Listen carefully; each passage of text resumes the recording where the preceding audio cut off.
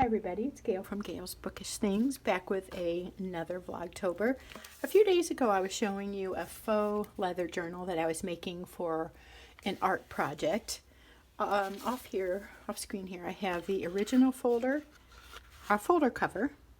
And so a word to the wise, when you're letting your coated paper dry on paper towels, make sure that it's not wet underneath, because what happened is my cover here stuck to the paper towel, and when I tried to peel this off on one of these spots, I can't find it now.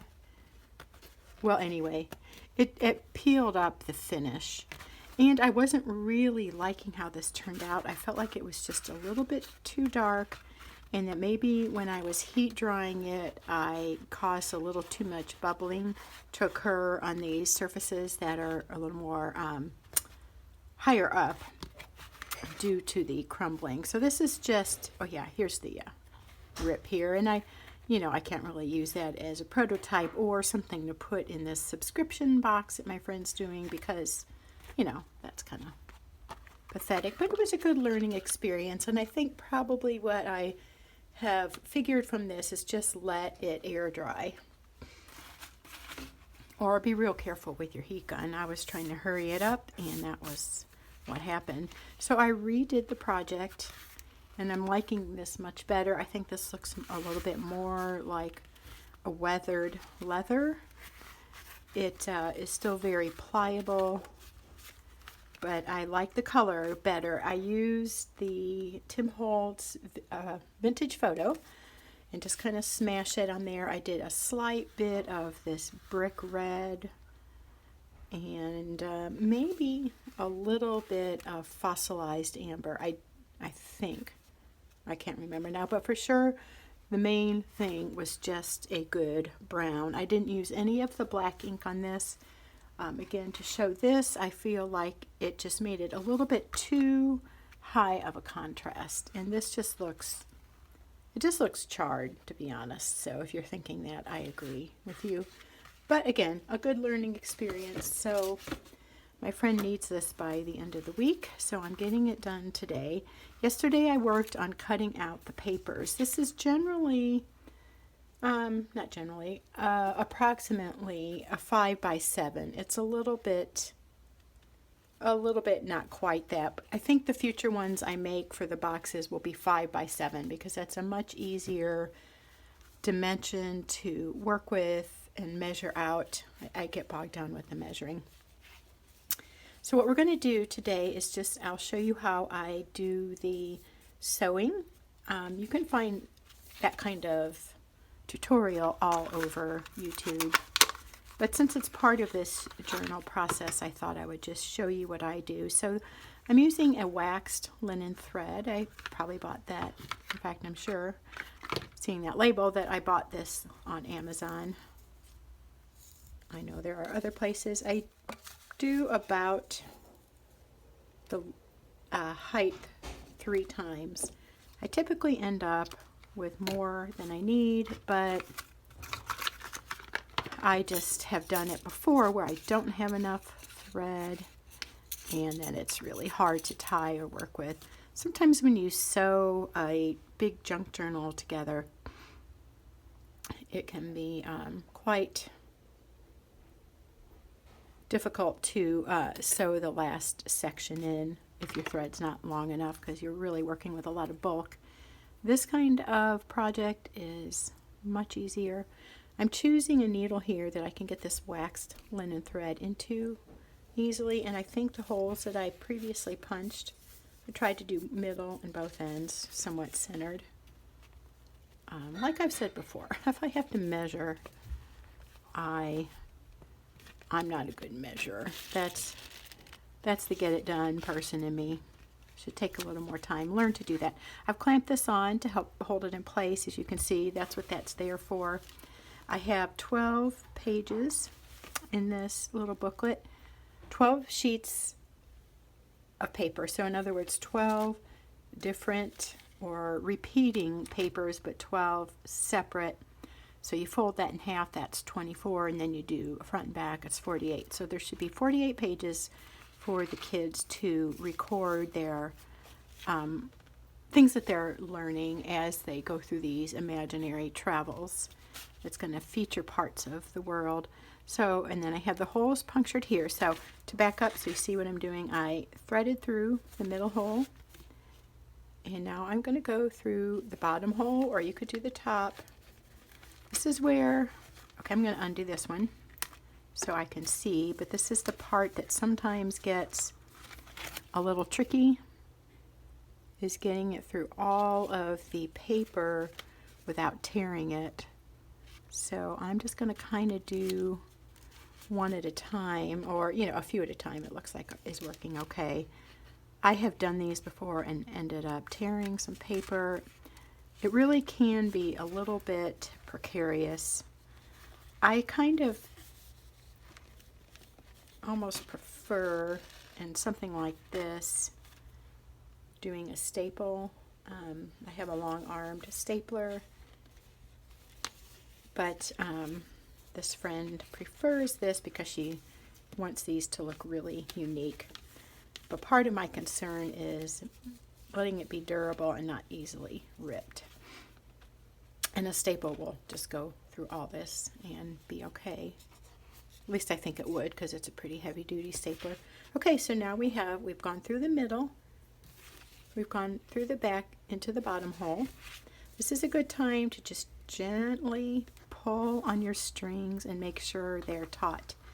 I'll hold them together and kind of do this little kind of thing. If it's snappy, it is good, and it's not snappy. So I'm going to try to pull that through just a little. Again, trying not to rip these papers.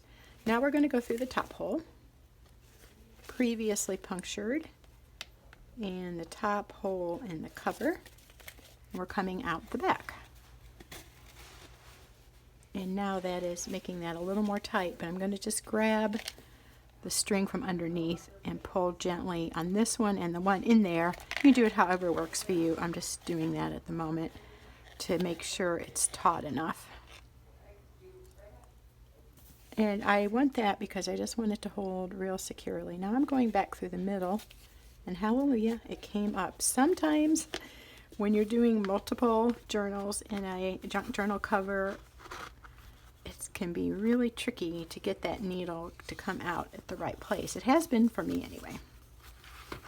I first learned how to do this watching I'm a Cool Mom, Jessica Huffman, on YouTube. She has so many good journaling ideas. I fell in love with junk journaling after being addicted, to some of her journal videos for quite some time, and I've just backed off from watching a lot of those because other than this I haven't been making junk journals, and what happens when I watch something, I want to do it, and I don't really need to be making those right now. I don't have a specific purpose, so I'm laying low on creating these now, except for this project. So this kind of has that snappy to it, if you can hear that. It's not too limp. I feel like it could be a tad bit tighter. So I'm just holding that and holding that, and I think that's as good as I want to go without risking tearing anything. I'm going to tie it here. This waxed linen allows you to tie it and have the knot hold fairly well. The waxiness kind of makes it stick together, and a knot is easily held in there. I have also used embroidery floss, or a fine twine, not to be confused with a fine wine. Just thought I'd say that. I don't know why. Like a fine wine. I don't even drink wine. I have heard that expression though. Anyway, then I'm going to bow it. So what I was saying, the embroidery floss will untie pretty easily, and you have to keep knotting it or making sure it's tight, where this really holds quite well, but I'm just doing a couple knots just to make sure it is 100% secure. It's really a pretty easy project, and it is fun. I like sewing these in when I can get the needle through the correct punctured hole. And there we have it. Let's take off these clips and hope for not too much damage. That was one thing I was concerned about. Probably should have used my chip clips because it has dented that a little bit. I don't think that'll be too much of a problem because this is just a sample journal and it's supposed to look weathered. It's supposed to look like it's been on an adventure. So again, to show this, these are tight. I mean, I can move them. This one could be a little more tight. I'm not real happy with that. This is more taut. That snappy is what I'm looking for. I could untie that wax linen thread. It'll be okay to untie. This holds it in place, but you can untie it if you need to. So I may just leave it like that. It could also flip and go this way. In fact, as I look at this, either way would be all right. But let's take a quick page through. I'm wondering, I think I wanted this stamping look to be right here. So this is actually the front cover. So they'll open it up. They'll have scrapbook paper.